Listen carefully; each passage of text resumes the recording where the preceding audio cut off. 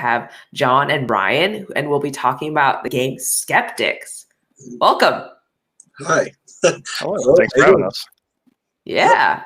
Okay, well, to start off, I'd love it if you could tell us a little bit about yourselves, one at a time, and then we'll go right into what Skeptics, the game, is about. John, you want to start off? Yeah. So I'm a teacher of 2D and mostly 3D art, video game art, and I just started getting into the board game art within the last couple of years. So 5 years ago, ever since I was a kid, I was designing games, but I really wanted to get something out there that people can see finally. And then just taking all my skills I learned through my studies doing 3D art, I wanted to transfer into something to show for it, besides just teaching and doing video game stuff. That's my history. I mean, I could go further, but that could take a while. But teacher 3D and 2D. So yeah, that sounds really cool. I guess one follow-up question before we get to you too, Brian, is that why games in particular? Like, how did 2D, 3D arts transition to games, right? There's a lot of other things you could potentially do. Well, I was doing some fantasy art back in the 90s for role-playing game books, and I mean, it was great, but there's nothing you had to be top-notch to work for Wizards of the Coast or just the high-end companies. And I was okay back then, but my friend who I was going with, I went to a comics book school with, he was going to this animation school. And he said, "Oh, you should come out here and do some 3D stuff too." So I took a stab at it. Moved to California for 13 years. Learned some of that, and it's just great because 3D transfers to 2D so well, and then back and forth. So now you think when you draw, you can think in 3D. And I always love video games. I don't play as many as I used to, but if I had to choose between video and board games, though, I'd probably go board games because it's more social, more active. And I always been designing since I was a kid, and maybe I can get on that later, what games influenced me. But yeah, this is really, it makes a lot of sense, right? How that skill is transferable and how the industries kind of relate to one another too, in a way. Same. 2D and 3D. I mean, you're using the computer's just a tool. It's just like a pencil, but now you're just using a mouse or Wacom tablet. And then 2D into 3D. There is some technical stuff with video game. I mean, a lot of stuff, but you still can use your knowledge of 2D art and anatomy and all that to make characters and props. And yeah, it's great. Yeah, absolutely. Okay, thank you. Thank you for sharing that. Yeah, well, some of my game has 3D art in it. Yeah. It's a little mix of both. Yeah, that's great. And we're going to talk about Skeptics. Before that, Brian, tell us about yourself. Yeah, so I'm actually a chief technology officer during the day for my company that I work for. And at night, I'm a board game reviewer, board game enthusiast, and just lover of all around games. I actually went to college to do video game design. Just never really happened because here in West Virginia, there's just not a lot of opportunities for that. But so me and John actually met through Indie Game Alliance, a program for board gamers, for companies and publishers to basically introduce their games to minions like myself to go and introduce them out to the world. And there's a playtest side of it, and I actually jumped onto Skeptics to be a playtester. And me and John just kind of started talking, and one thing led to another, and I went from playtester to editor and kind of helping him with the business and Kickstarter side. Was it 2 years now? 3 years? You've been talking about a year and a half, yeah. Something like that.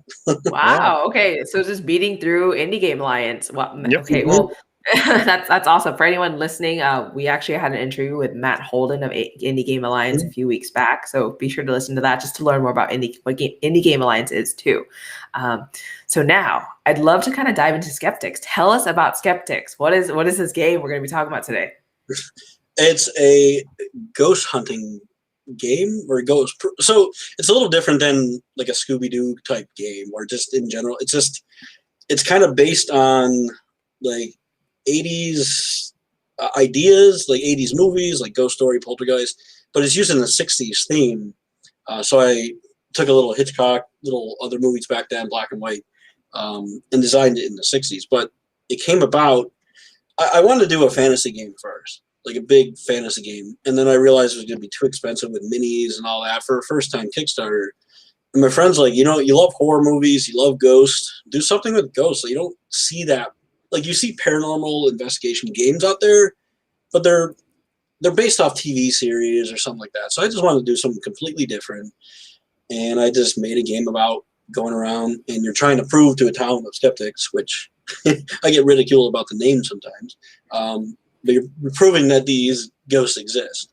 And this is by rolling dice and matching symbols and camera icons. And the more icons you match, the more you'll start, you win the game, like when they're all defeated. But yeah, it's just influenced by genres of ghost. Like, Yeah, that's the whole creepy atmosphere that we don't know anything about, really.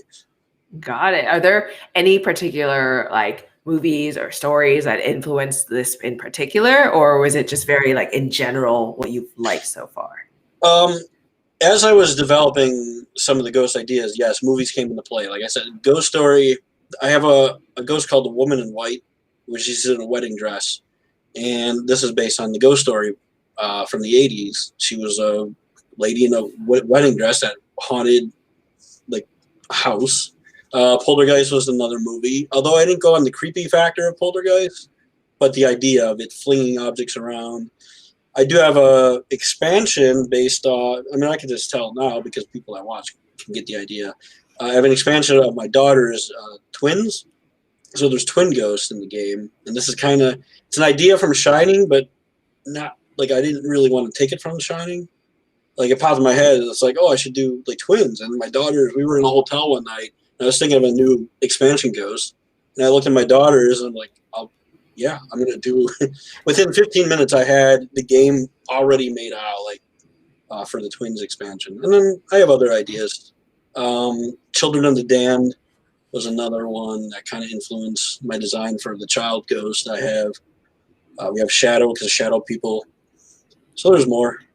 So, like, within this game, are you trying to prove all these paranormal ghost things exist? Or, like, how does the game actually play? Tell us more about that.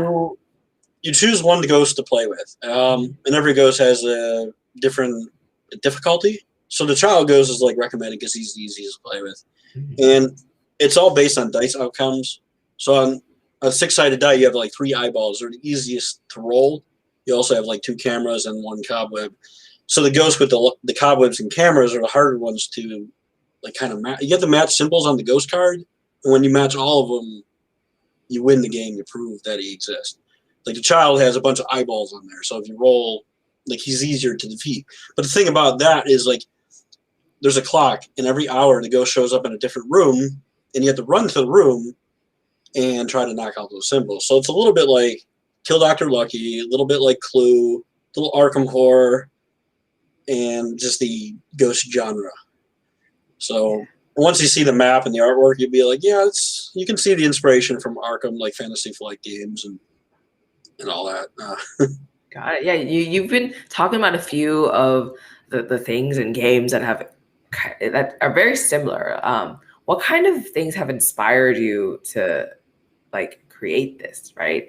You talked earlier about getting inspiration from various sources. Where are you getting these inspirations from? I'd love to kind of dig into that. Well, aside from the movie genre and ghosts in general, so it started. I don't know if anyone is a fan of TSR back in the '80s. I picked up this game called Vampire, and it's with a Y, and it was like this map game where you flip over icons on the board or tiles on the board. And when you land on the space, you flip the tile over and you reveal if it's an item. So that, actually from that game back in the 80s, I started developing my own games as a kid, like on paper, kind of like mimicking where you run to a room, you flip over a tile, you see what it is. And that kind of inspired me for this game. Just take it back from my childhood and that game, like just flipping over the tokens. And then you have the Arkham Horror kind of thing going on. Or even the Clue, where you're jumping from room to room. If you ever played Kill Dr. Lucky, like the Kill Dr. Lucky, he's moving around the board and you have to run to the room and try to kill him. So this, in a way, the ghost shows up every hour in a room and you have to run to that room. But it's more random than Kill Dr. Lucky, if anyone's played it. He goes from like a numerical order. where the ghost appears randomly drawn by a card. So yeah, the inspiration comes from that old vampire game, and there's probably others in there. I always say Clue, Kill Dr. Lucky, and Arkham Horror for the most part. But I can't forget that vampire game, but no one's probably heard of it. Brian might have. I think I've seen the box at one point in time. I've not personally played it, though. I have it over here, but it'll take me 2 minutes to dig it out. It's a small, like a box. Like all these little pieces go inside it, and then this big map unfolds. And it's about Dracula, and you go around collecting items to kill him at the end. Yeah. And on the other side of the board is a castle. So, I mean, it's really cool. Yeah. And on eBay. Yeah, I was gonna say, Brian, you're now part of this for 2 years now, right? Met John through IGA. Now you're part of this for 2 years now. What drew you into the game? Like, what was like, wow, I'm gonna try this, and now I'm like, wow, I'm in this. I'm in this with John too. Like, this is really cool. Like, what? Tell us more about that from an outside perspective. Sure. So, the funny part about it is I found this game on the list of the playtest, and I saw that it was a ghost hunting game. My girlfriend is really into ghost hunting. She likes the ghost hunter shows. We have a few penitentiaries around us that you can go to actually do tours and ghost hunts at night. So when we saw this, and I saw there was an asylum map, because there's two maps. There's a museum map and there's an asylum map. And I saw that, and I'm like, I should probably show Amanda this. And then I showed Amanda, and she's like, okay, we've got to play test this. So we initially, before we even requested the game, I actually reached out to John on Board Game Geek. And I was like, hey, do you by any chance have rules for this? Because it wasn't at the point where the rules were up online. And so me and him just started talking that way.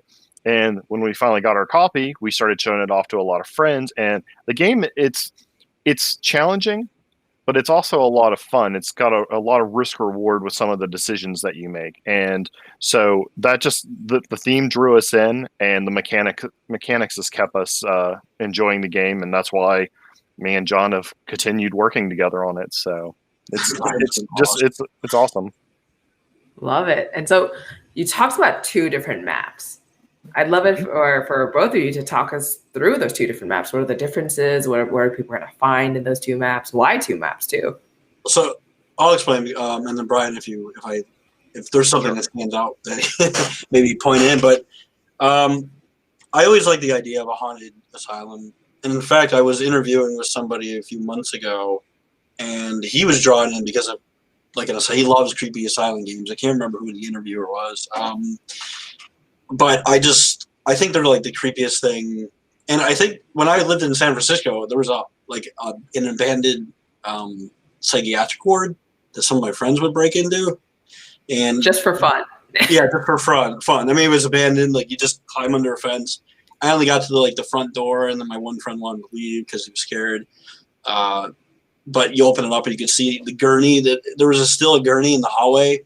And I thought when I was making this map, I was like, what can I do? I thought of the asylum. But then the other side just seemed empty. Board games, yeah, there's never a back, on most board games. So I felt like it would be cool to add some variety to this. Not only do you get 6 ghosts in the game, now you get 2 boards to play on.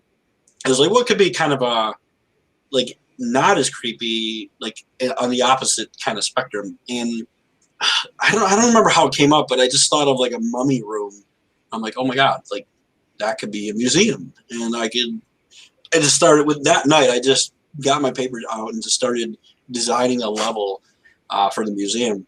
And it's different too, because the asylum's more like a quadrant, of rooms, the way it's set up. And then the museum's like an H with a lower, upper and lower level. I mean, it's flat 2D, but I just want to get a little variety in the room design too, and the layout. And they both play really well.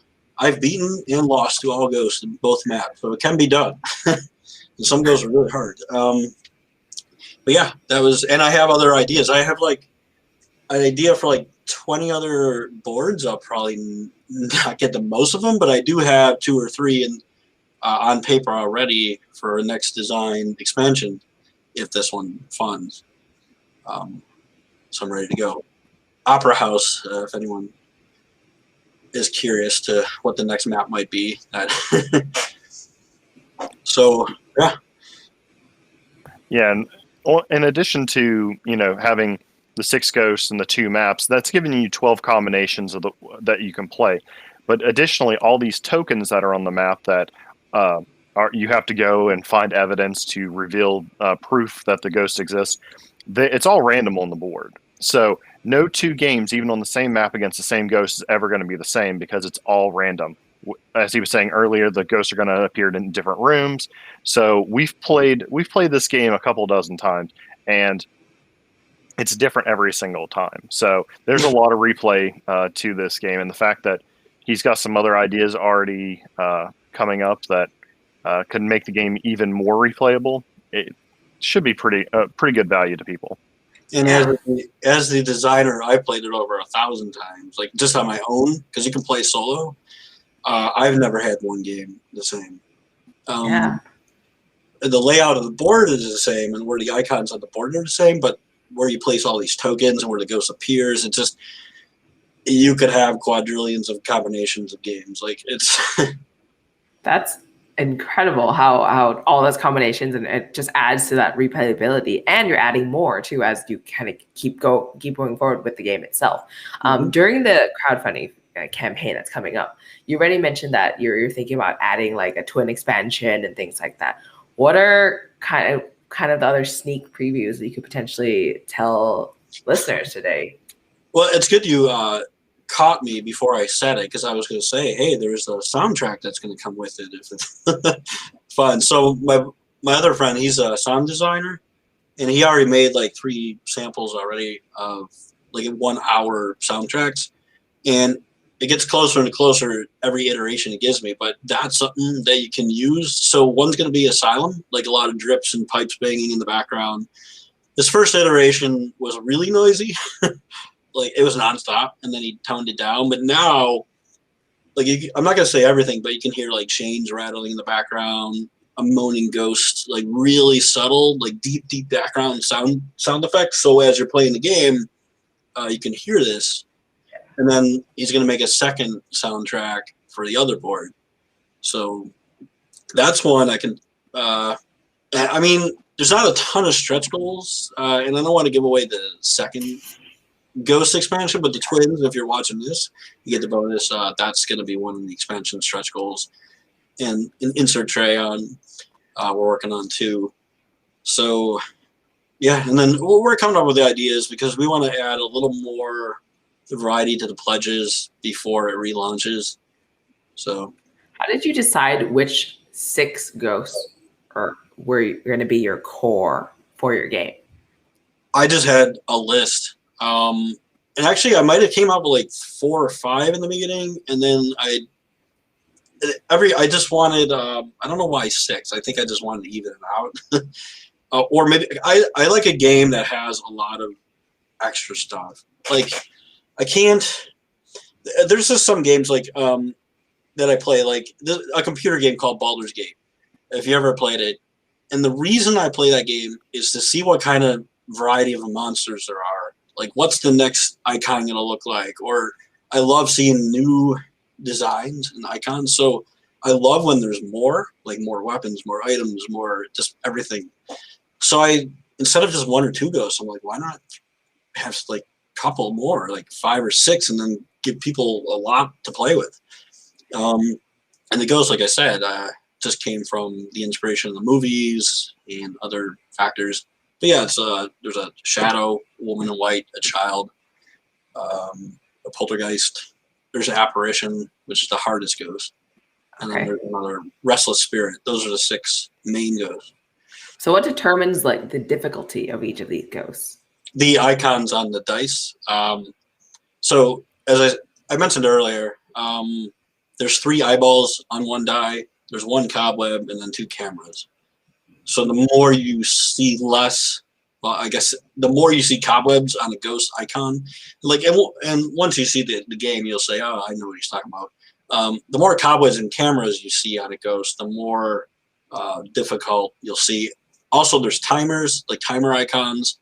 Like, if you don't roll a certain icon, like, you get hit with a timer token. So you might see that on some ghost card. And then there's the ghost abilities. Like some ghosts disappear if you miss, or like a child, when he appears, he closes a door on you. Like when they appear on the board at midnight, every ghost has a different ability. The poltergeist will fling objects towards you, and you have to remove them to get to him. The woman in white, like she'll scare you, and if you're in the same room with her when she appears, you have to back up a space. There's other things going on. I don't want to give them all away, but Got it. And but they all have abilities. I think I should have mentioned that too. That's why there's a difficulty as well. what are some of the abilities that you're seeing on these cards, that people see on these cards?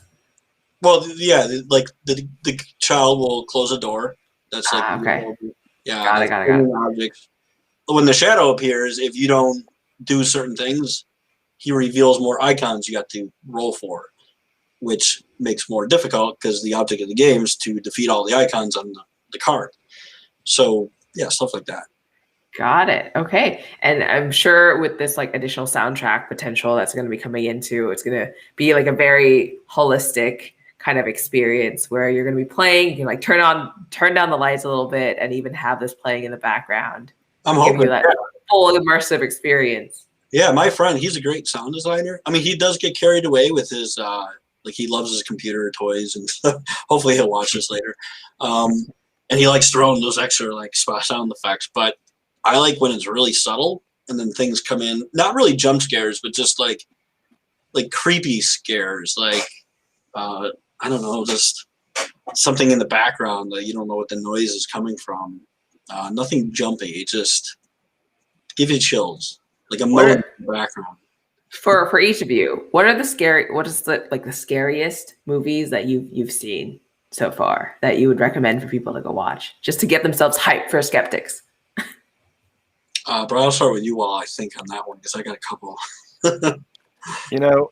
I don't know if it's necessarily the scariest, but it's the one that when I was a kid had the biggest impact on me. And it's probably because the person I was at their house, they pulled a trick on me at the same time. It was not Chucky, but it was another one of those doll movies, but it was a girl doll, and she was like, I think in a mining town or something. It's been too many years. It's been probably 25 years since I saw it, but it creeped me out, but not because of the movie necessarily, but because I went to go to the restroom and they'd had a girl doll and they put onto the toilet in there. And this was like midnight or something. And I walk in there and I freak out. So I'm sure if I watch it again, it probably wouldn't have the same impact on me. But man, I think about that anytime I watch a movie. I'm like, ugh. But like modern movies, they're honestly, most modern movies aren't that scary. Like I could watch most of them and be like, oh, okay, that's what's going to happen. But yeah, some of those older ones are the ones that have the more surprises. Maybe it's because they just reuse everything now, but yeah, because we were kids. Poltergeist was one of them. Now I watch it. I mean, it still has a great impact today.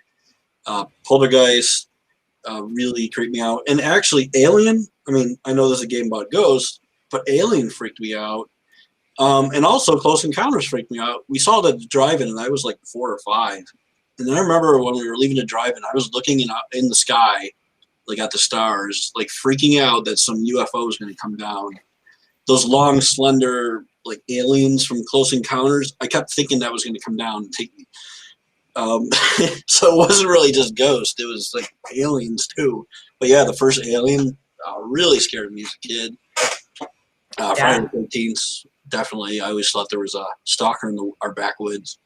Yeah. So there's a lot of movies for everyone to go out and watch just to get hyped for this campaign. Actually, and I will tell you that future expansions, Brian and I were talking about it. We want to revolve around some folklore too, like maybe an abominable snowman or something similar that you go searching for, or even a UFO. So the 50s and 60s were huge on those movies. Like they always had those UFO alien from Mars movies. And I would like to do a board involving searching for UFO. Or proving UFOs. Awesome. Yeah, and what's really nice is every region of the U.S. and around the world has their own cryptids, like Bigfoot and stuff like that. So that's another potential source that we could look at to kind of add some variety, and especially for people that live in different regions, if we can come up with like little subtle things that we can add in, like a different cryptid or something like that, that gives it a lot of appeal to different regions and stuff like that as well. Yeah, like even in Thailand, we have like our ghost story where it's a woman who it's just her head and she flies around. It's her head with like just her intestines and stuff, and she goes around just scaring people. And that's like our local one from Thailand, right? What, is there a name for that one? It's Nang Nak is the name of it. Because there's a Dungeon Dragon creature, undead creature like that I saw recently. And Oh, really? it has the same name, but I just remember a floating head with a body coming out. Maybe it was Pathfinder. I don't remember, but I saw the artwork recently. Well, yeah, a lot that you could do in like expansions and like kind of the follow-ups for this one too. So what has it been like kind of growing your community so far? I'm sure there's a lot of lots of shares about scares and haunts and things like that people are doing.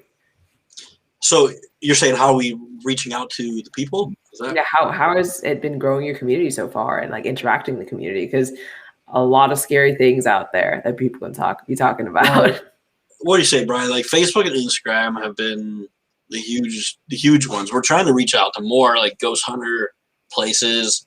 I'm still trying to talk. I'm waiting for a response from a ghost hunter. Like he's the main guy at a ghost hunter group. Can't remember his name. A family friend, obviously, but yeah, we're trying to get this idea out there. Like I just want to get something out there to say, hey, look, there's a game of mine on my shelf. Like I just want to be able to create more for people and for me, like just in general, like use my art to my advantage and get some of this publicly. But yeah, we're trying to find other avenues to reach out to.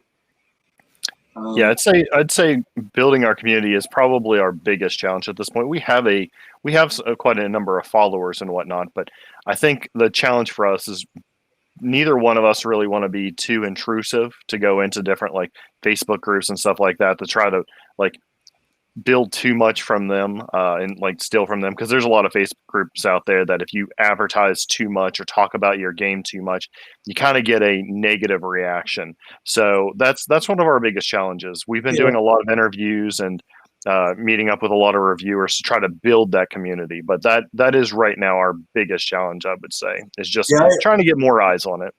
I agree with Brian. Like I do not like going in groups with like, hey, here's my game, without like I like to join, communicate for a while, but now I'm part of like 20 groups. I'm like, well, I can't go on there every day and talk to people every day. Like I gotta work sometimes. But I join like a Halloween group, a horror group, and then if it comes up, I'll be like, hey, this is something I'm working on. And like I don't like trolling. I just want to be honest with people. Like I don't know, and join these groups and see what other people are doing, and I'll back someone else's game if I mean, I guess sometimes there's that, like if you help me I help you, but sometimes I'll just help people anyway, just to be supportive of the game group. So yeah. Exciting. So when can we expect Skeptics to come live on Kickstarter? So originally it was going to be the end of January. And then I talked to Matt Holton. He's like, no. Everyone's just getting out of Christmas and tax season's coming up. So, wait till June. So we're going to do it in June now. So, and I already scheduled the interview with you. And I was like, well, because someone gave me this slot because we were going to do it in January. And then June, it was pushed to June now. So I'm sorry if I took if he wanted his slot back. And now I know you're filled up till like July, so on that. So it's good we got this in. But June 8th, I believe, it's a Tuesday, and we'll send out. I'm gonna start sending out things to people. We said start in March. We're gonna start promoting a lot. Yeah. I think early mid-March is when we're gonna really start trying to find new communities to reach out to. I know as I mentioned earlier, my girlfriend's big into the ghost hunting community, so we're going to be reaching out to a lot of people in those communities. We have a couple local asylums that do ghost tours. We're going to try to talk to them and see if maybe they'd be willing to promote or even back a couple copies. to sell in their local gift shop. So we're going to try some different things this time. 2020 was just a little hard for us to launch because of world events, of course. So hopefully, in the summer will be a little bit better to really do more promoting, and people will be a little more willing to back things at that time. But I think I spent over $1,000 on just like Facebook ads and Instagram that really didn't do anything. Like even like I look on the Kickstarter, like you get percentages of like who looked at your page, and I'll say, oh, from Facebook, and it was really small, or from the Facebook advertising group. So I don't know. Like I want to try to do this like cheaply if I can, like without dishing out thousands of dollars to promote. But it's hard. Like you can't really do it without spending a little money. But that's where I met you and your fine group. Thanks to Brian, and hopefully we can get this word out, because everyone that's on the Kickstarter pledge, like everyone's responding. Like when we failed to be successful, like I was getting a lot of emails like, oh, I can't wait till it relaunches. I don't know why this game didn't do any better. And like I got videos on how to play and just like other interviewers, and I mean everyone says it's a pretty good game, I hear. Yeah, and retention was really, at least to me, being my first Kickstarter that I've helped on the back end, retention was actually pretty good. Of the backers who actually backed the game, we had over 200 backers that actually pledged enough to get a copy of the game. And only we lost, 13, 15 throughout the entire campaign. So we had a very high retention. We lost very, less than 5%.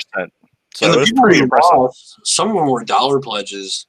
It was part of a dollar group. We lost like $3 pledges, and then there's some people who actually made dollar pledges that came back and pledged like the real money.